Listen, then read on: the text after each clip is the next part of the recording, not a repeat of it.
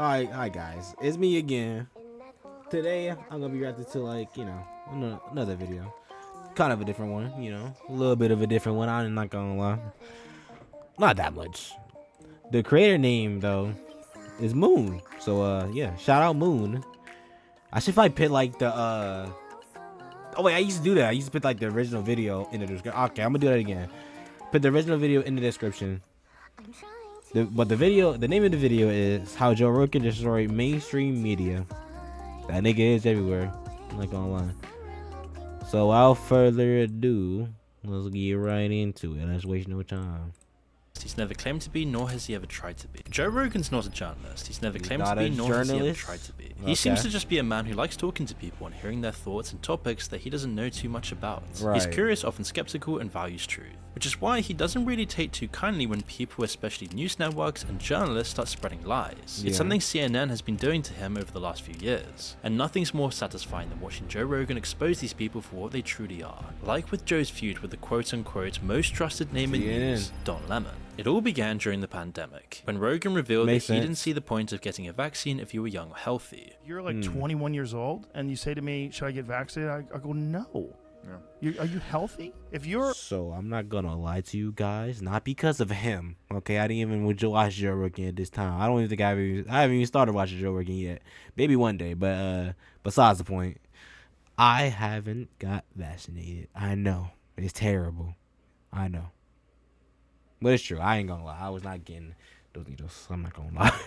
I'm not gonna lie. I was kind of scared. I was kind of scared that people was telling me, like, if you needed to get like what you call it, like test for COVID, they could like put a thing all the way up your nose, bro. I was like, nah, bro. I don't like the sound of that. That's kind of scary.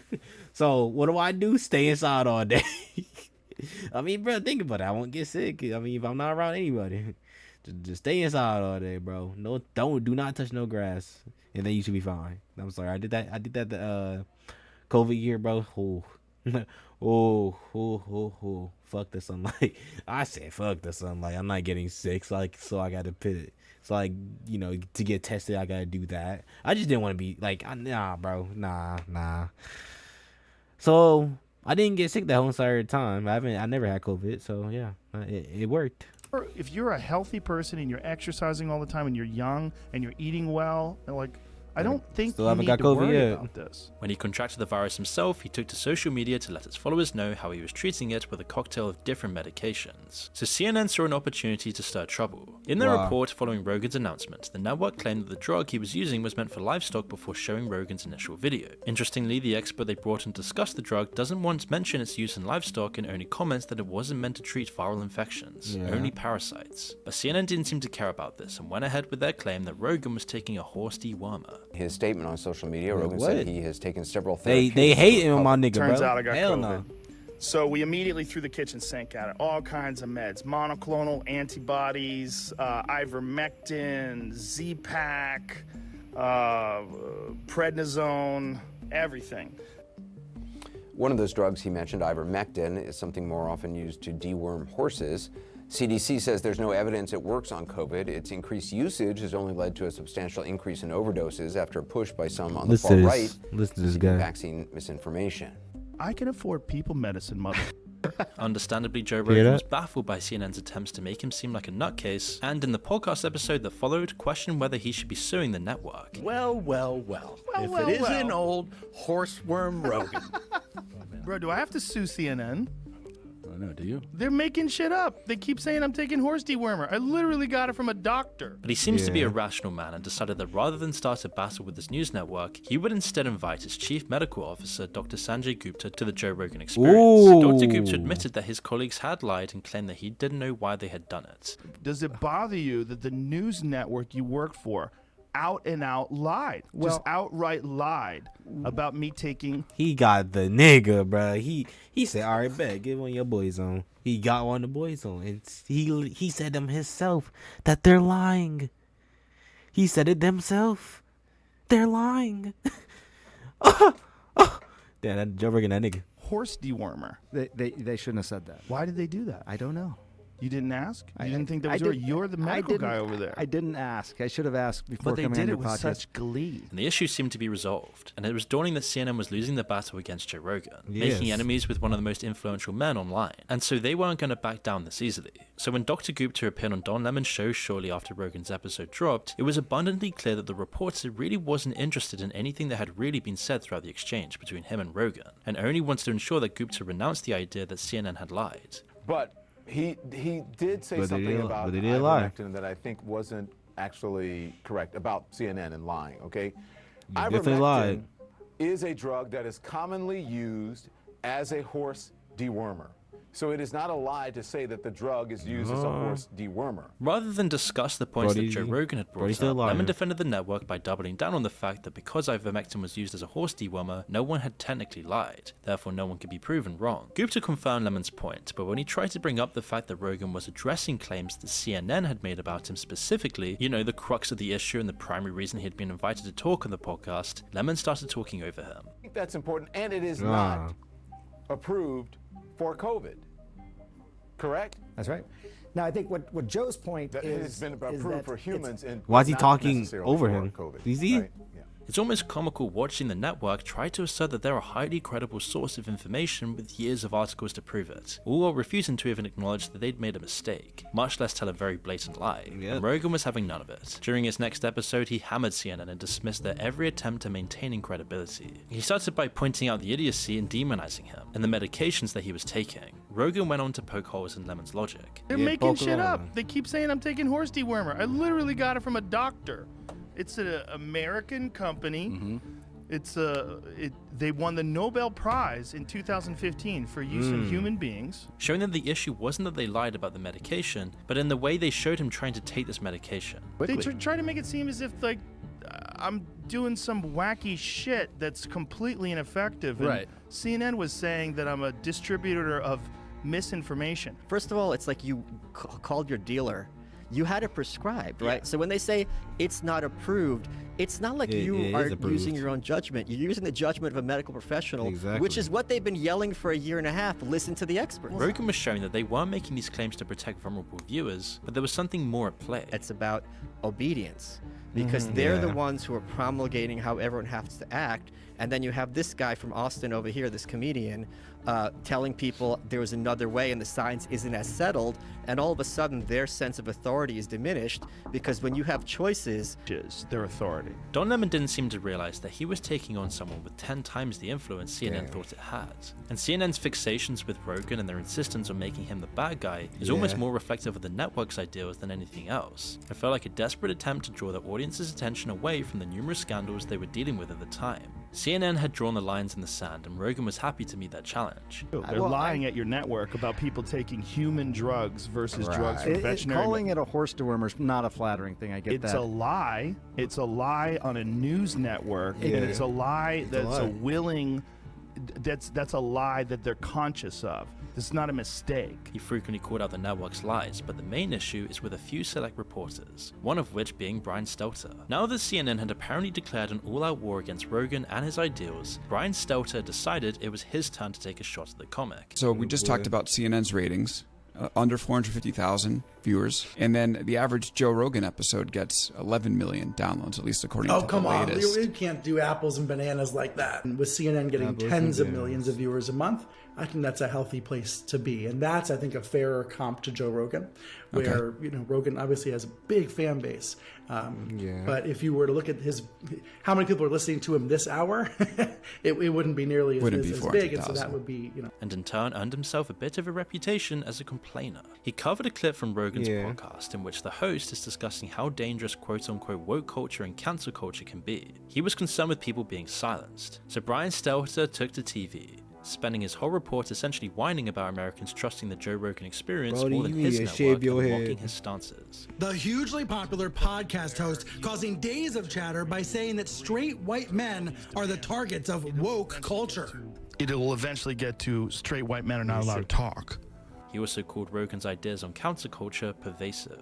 The fear about woke culture, about an overreaction, is pervasive, especially in right-wing media. Brian Stelter seemed to be incredibly condescending, trying to play himself off as the superior person by bringing up issues he deems more important. It's his tone of voice and the way he talks about Joe Rogan that really makes it unbearable to watch. Now, as for Rogan's recent comments, on one level it's just comical. Hearing this rich and famous guy express worries that even though he's paid to talk for a living, he's going to be silenced in the future. And whilst Brian Stelter no doubt saw this as a giant smackdown of Joe Rogan, others saw the hit piece as just jealousy. While Stelter is a relatively successful journalist, he's not nearly as well known as Rogan, so when he tried to claim that Rogan's comments were a ploy to grow his own audience, no one could take him that seriously. Of course, Joe Rogan wasn't too pleased about Brian Stelter's summation of his character, and immediately started firing back. He began by highlighting the fact that Brian Stelter was a terrible journalist with an even worse show, specifically referencing his interview with the White House press secretary Jen Psaki, during which he basically asked her what journalists were doing wrong.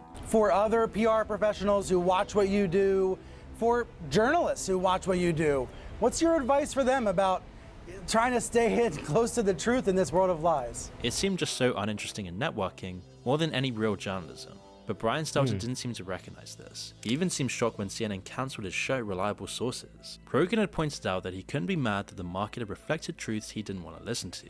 As the two men continued to butt heads, or in reality Brian Stelter continuing to try and look down his nose at Rogan, his exposés never seemed to work, and instead Brian Stelter was really just exposed by Joe Rogan himself. But Brian wasn't the only one. After this back and forth between CNN and Rogan, more journalists would join the bandwagon. As most often happens when people are pushing for the cancellation of a specific celebrity, someone went for Rogan's past and started circulating a compilation of him using the N-word over 20 times. CNN now had the perfect ammunition it was looking for. During their next few reports, Stelter and Acosta spent most of their time telling Spotify that it had to drop Joe Rogan if it wanted to avoid cancellation or completely failing, talking as if they knew Joe Rogan would lose his multi-million-dollar contract. He is now apologizing, and we're going to find out if that's enough for Spotify, the company that has an exclusive distribution deal with him. Jim, this is all coming to light because of the recent controversy about anti-vaccine rhetoric on Rogan's podcast. Influencers and celebrities have all lost their positions for far less, and the two men seem very sure that the same thing would finally happen to Rogan. Specifically Brian Stelter, who sounded particularly smug about the whole situation, gleefully waiting for his downfall. You know what I'm saying? He's just a hater. He's a Twitter user. Oh my God, it makes sense. He's a Twitter bro. I hate them niggas. They stink. Always hating. Yo, do something, bro. Do something joyful, bro. Be happy. Damn, those niggas be in comments hating. I swear, bro. I hate that shit. Where people have lost their roles. That's only him, though. That's why I hate him. That may be why Spotify is being so quiet. And they seem to be fully aware of how damaging cancel culture can be, and even tried to inspire their audience to rally against Spotify and Rogan by asking anyone with minor influence about the situation. The only problem was they'd severely overestimated their power. These videos have surfaced of him using the N-word multiple times on his podcast. The reporters were so desperate to try and turn the world against Rogan that they were creating a cartoonish character of Joe that just didn't exist. As people had spent thousands of hours listening to his podcast, they could pretty easily see Joe Rogan's character from the screen. It was very clear to almost everyone that they were blatantly twisting the narrative of the situation to make it seem like Rogan was in a worse position than was true. According to CNN, Spotify had deleted several past episodes of the Joe Rogan Experience and was debating whether or not to let him go. Now, listeners have noticed that several dozen episodes have been taken down. Apparently, those are the episodes that we've heard the clips from today. So Spotify might be on a cleanup mission trying to erase some of Rogan's past, but will the company continue to stand by him? That's an open question we've not heard back. But in reality, it seemed like Joe was the one who had deleted the videos and had the full support of Spotify's CEO throughout the entire ordeal. He was actually relieved that the video popped up because it allowed him to address a few things about his past that he wasn't so proud of and apologize for his previous mistakes. Now, I know that to most people, there's no context where a white person is ever allowed to say that word, never mind publicly on a podcast. And I agree with that now. I haven't said it in years, but for a long time, when I would bring that word up, like if it would come up in conversation, instead of saying the N-word, I would just say the word. I thought as long as it was in context, people would understand what I was doing. Much to CNN's surprise, Spotify kept Rogan on its platform, and it seems like Joe and Spotify's partnership has been going great. CNN couldn't believe this and refused to accept his apology, continuing to try and frame him as a racist, as the journalists at CNN couldn't seem to wrap their heads around how Rogan had managed to survive a cancellation attempt, or why people would prefer to watch him than their professional journalism. Tim Acosta was particularly adamant about CNN's charge against Rogan, and almost became the figurehead for the attack. And you and I both know things, man. That compilation right there, which he has admitted to, is authentic. That would be enough to put anybody out of a job. I mean, to me, it seems untenable to have that kind of video surface, that kind of compilation surface, and keep one's job. When Spotify failed to drop Rogan as a partner, Acosta decided to try and guilt people into not listening to his podcast, saying it was just filled with quote-unquote locker room talk. Rogan didn't even have to respond to these claims for people to see that the source of Acosta's attacks was just a thinly veiled contempt for the podcaster's success, as his podcast is everything the network wishes it could be. It was this kind of rigidity and abject hate that eventually cost both Acosta's and Stelter's jobs at CNN, when the company tried to rebrand itself as a quote-unquote objective network. However, eventually after a couple of years, Stelter would get his job back. But just because these journalists got kicked out of CNN didn't mean they would stop hating on Rogan. They continued talking his podcast down, and even claimed the network is comparable to the Joe Rogan experience in terms of views. Joe Rogan no longer held any respect for either of these journalists, and just mocked them whenever their names popped up, going so far as to question their integrity after Stelter hosted a disinformation panel at the World Economic Forum in Davos in 2023, with Joe just this nigga is pitiful. Oh, bro, the Twitter user won't give up, huh? Calling him basically a prostitute. Jesus, look at that head, by the way. You got a few spikes up there, though. I'm not gonna lie. You got a few spikies. Few spikies. Marking that he was probably very excited just to be working again in any way, shape, or form. Yeah. Well, Brian Stelter's now at the World Economic Forum. What can we do about these problems? He looked very comfortable there, didn't he? Of course he does. He's with evil lizard people that are trying to control the world. That's his bosses. He knows how to handle that kind of situation. I've been around these evil lizard people.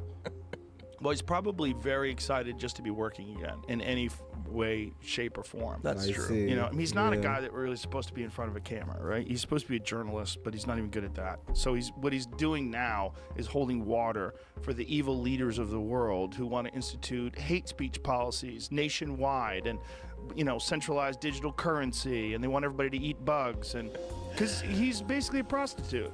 These journalists only strengthened Rogan's summation of them. And while CNN's feud with Rogan was really entertaining, people just didn't seem to understand why they had so much hate for him. If they're covering the news, why were they so focused on this and not more important matters? And what's hilarious about all of this is that CNN changing its tune would undeniably actually save the network. America's in need of a real truthful news organization, but unfortunately they completely screwed this up.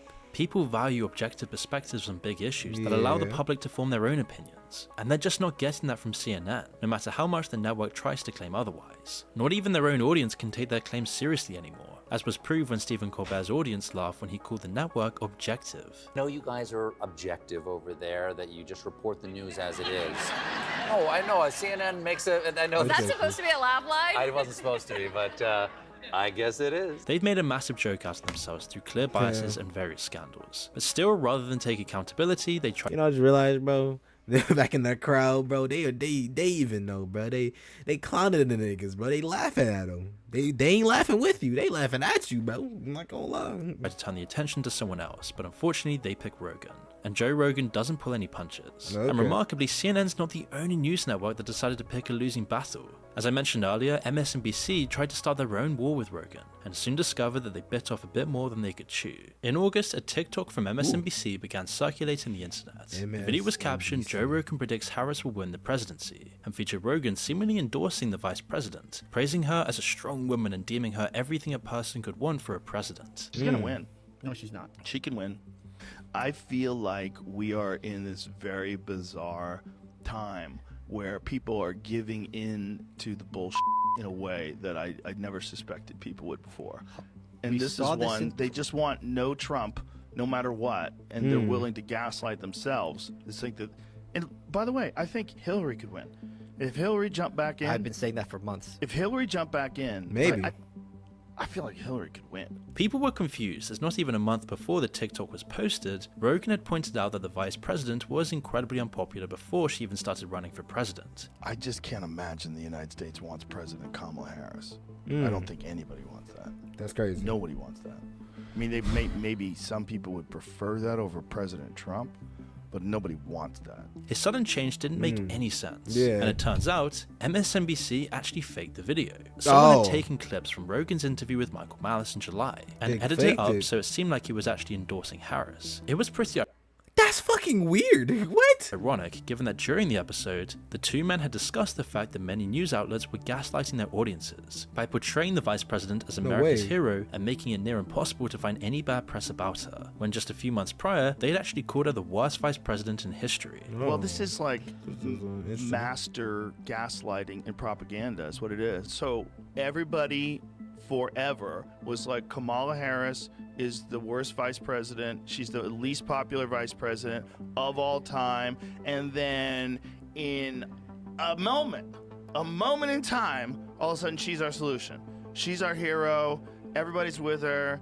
All these social media posts about her. Try Googling a negative story on her. You won't find one. So, ta-da! Okay, the praise that Rogan was actually giving out was to former Congresswoman Tulsi Gabbard. The UFC commentator had praised her as a strong woman of color with years of military service under her belt and used these points to highlight the fact that the Democrat Party had rejected her as a presidential candidate because she was unwilling to roll over and play the same game Harris had for so many years. Joe Rogan also noted that Tulsi is rarely mentioned in political discussions involving Harris and theorized that this was probably because anytime the two women got into a debate, Tulsi made the then senator look like a fool. So in 2019, our pal Tulsi absolutely nuked her in that second debate. And if you looked at charts at the time, she's kind of, Officer Harris is like doing okay. First debate she comes out, Joe Biden, you're a racist. The Democrats were looking for an alternative to Bernie Sanders that wasn't Biden. She starts going up in the polls, right? Second debate comes out, Tulsi, being a good Hawaiian, knows how to roast the pig, just completely slams her.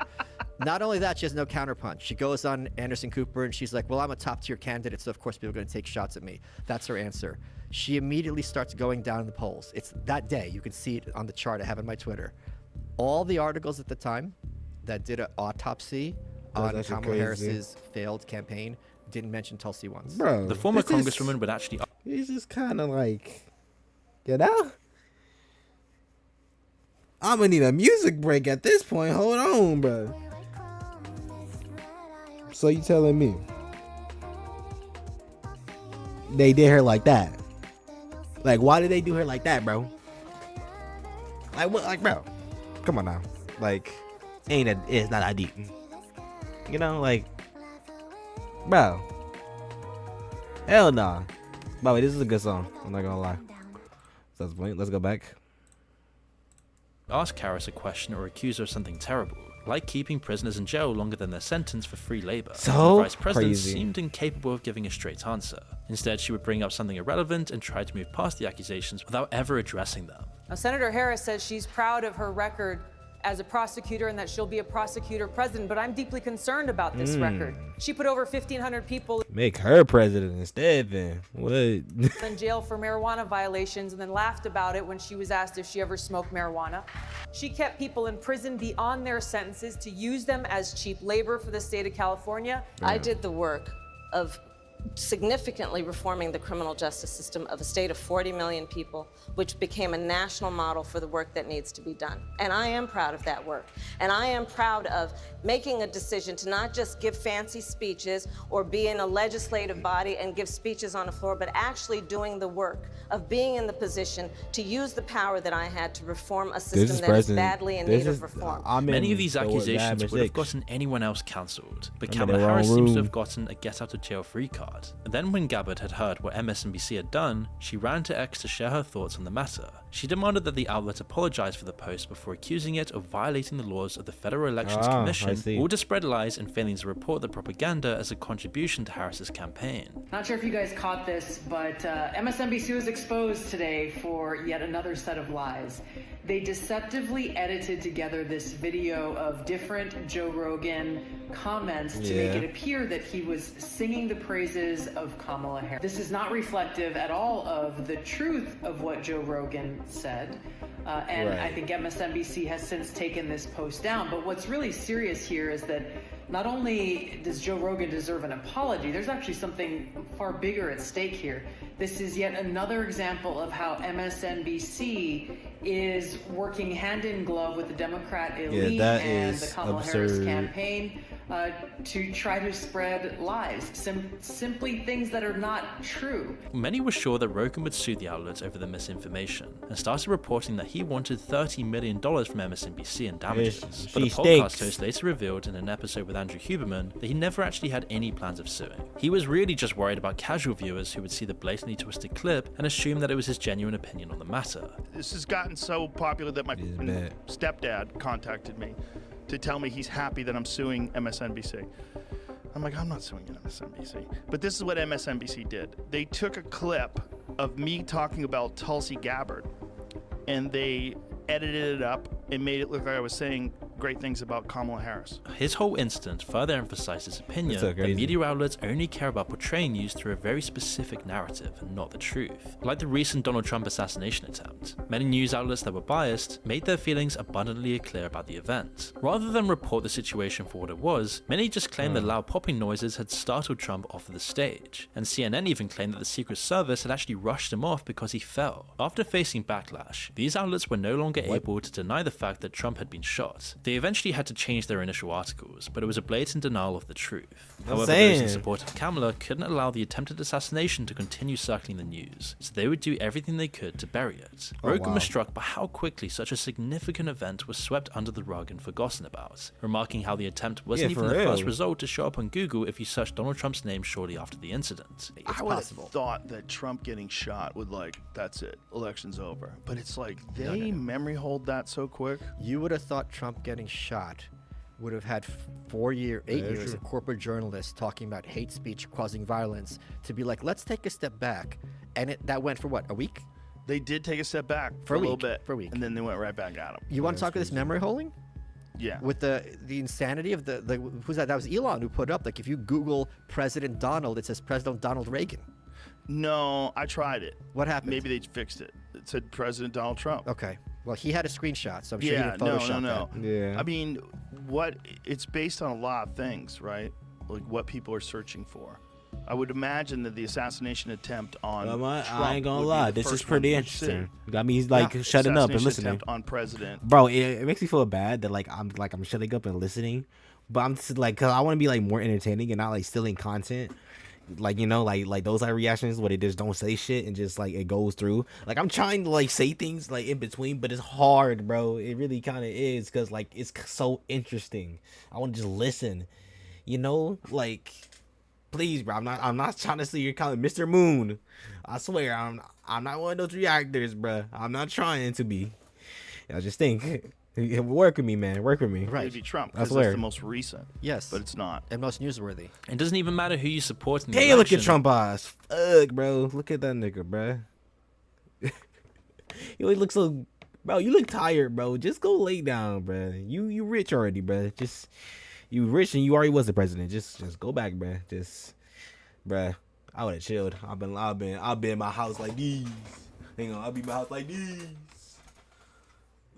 Actually, like this, yeah, exactly. I'd be in my house like this, or maybe something even better, something even more comfortable to wear.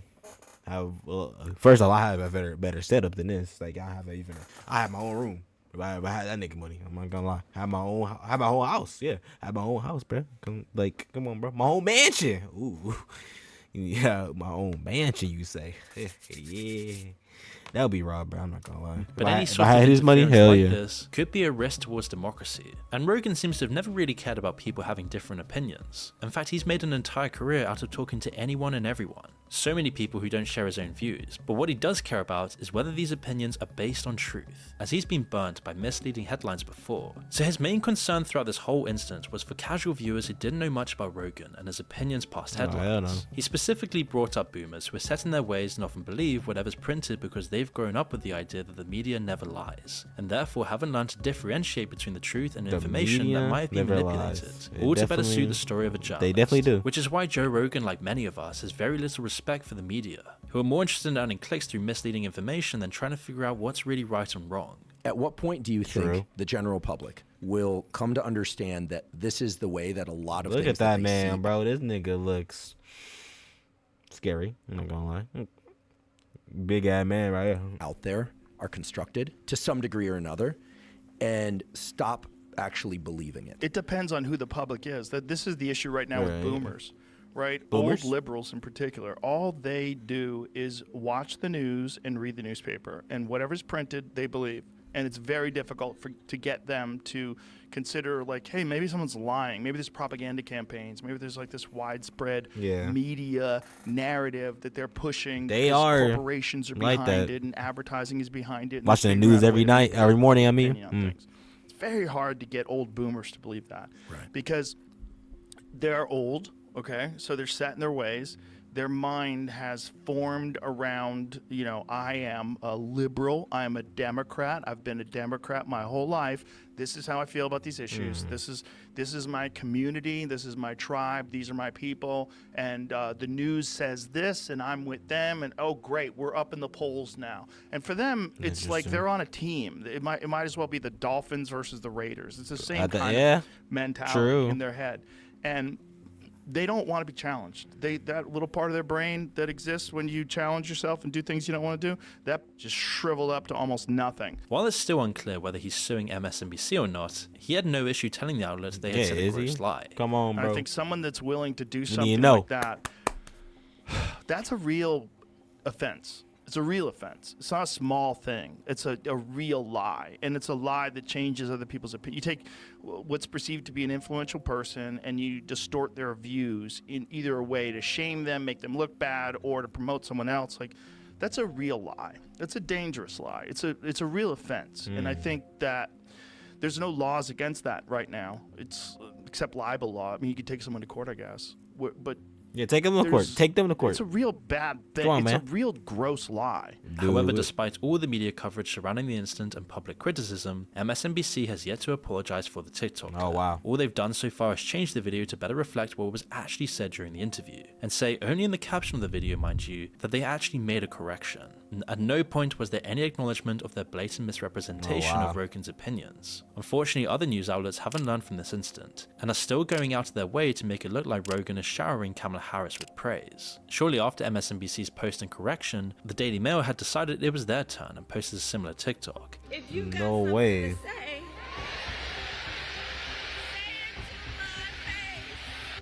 Damn. Did you think that alone Oh my can get you the God. president. This is we're in idiocracy. Really? That alone, like that is. So we're lying compared to again, soundbites, still. right? You can't say that's not outstanding. Totally. She just crushed it. Their video claimed that the podcast host was gushing about the vice president's speech in Atlanta and declaring that she'd crushed it. It's like people have completely forgotten the concept of sarcasm. Hilariously, in the clip used, Rogan even mentions Idiocracy, a movie we've spoken about before on the channel. All of this really isn't a great look for America.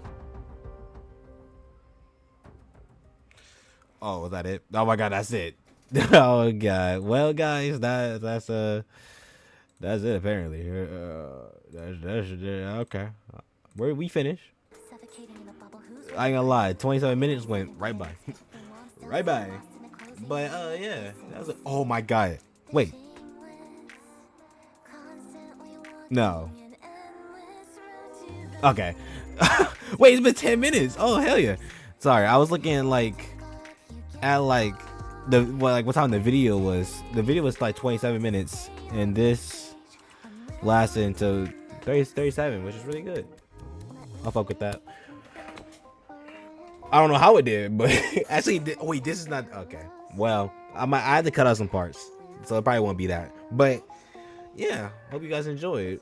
Without further ado, I'm gonna go probably play some games, and yeah, bye.